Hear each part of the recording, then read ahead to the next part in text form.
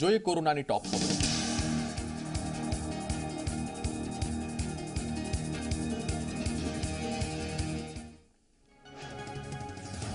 કોરોનાના કેસમાં દિવસે ને દિવસે ઘટાડો જોવા મળી રહ્યો છે। ભારતમાં એક દિવસમાં કોરોનાના 55,342 નવા કેસ નોંધાયા, જ્યારે કે 706 દર્દીઓના મૃત્યુ થયા।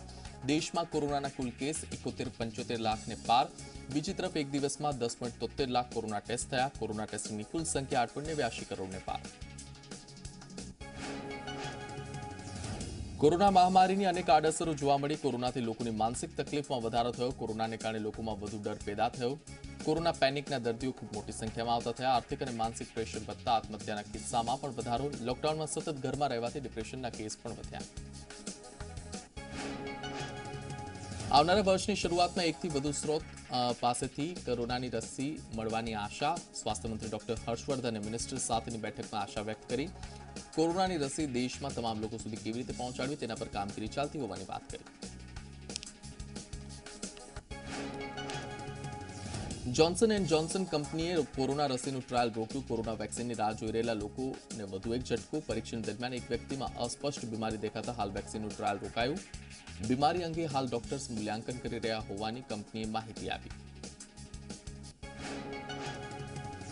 રાજકોટમાં લોધિકા સંઘના ચેરમેનની ચૂંટણીમાં નેતાઓ ભૂલ્યા કોરોનાની ગાઈડલાઈન। રાજકોટ લોધિકા સંઘના ચેરમેનની નિમણૂક બાદ લોકોના ટોળે એકઠા થયા। કેબિનેટ મંત્રી જયેશ રાદડિયા, ધારાસભ્ય અરવિંદ રૈયાણીની હાજરીમાં સોશિયલ ડિસ્ટન્સિંગના ધજાગરા।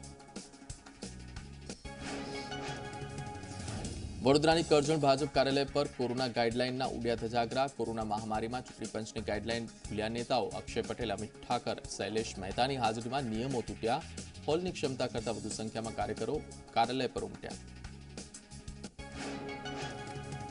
કચ્છના અબડાસામાં ભાજપની સભામાં સોશિયલ ડિસ્ટન્સના ધજાગરા ઉડ્યા। રાજ્યના શિક્ષણ મંત્રી ભૂપેન્દ્રસિંહ ચુડાસમાની હાજરીમાં જ સરકારની ગાઈડલાઈનનું ઉલ્લંઘન થયું। સભા પહેલા જ લોકોની ભીડ જામી। સોશિયલ ડિસ્ટન્સ, માસ્ક અને સેનિટાઈઝર બાબતે બેદરકારી દાખવી લોકોના ટોળાએ પૈસા પણ ઉડાવ્યા।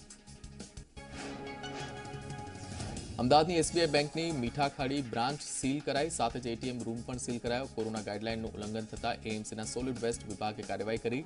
કોરોનાના સતત વધી રહેલા કેસ વચ્ચે પણ લોકો કોરોના ગાઈડલાઈનનું નથી કરી રહ્યા પાલન। બેદરકારી લોકો માટે બની શકે ઘાતક। આણંદની મુખ્ય પોસ્ટ ઓફિસમાં સામાજિક અંતરના ધજાગરા ઉડ્યા। પોસ્ટ ઓફિસમાં મોટી સંખ્યામાં લોકો એકઠા થયા। પોસ્ટ ઓફિસમાં થર્મલ સ્ક્રીનિંગ અને સેનિટાઈઝરનો પણ અભાવ જોવા મળ્યો। કોરોના પ્રત્યેની બેદરકારી લોકો માટે બની શકે ઘાતક।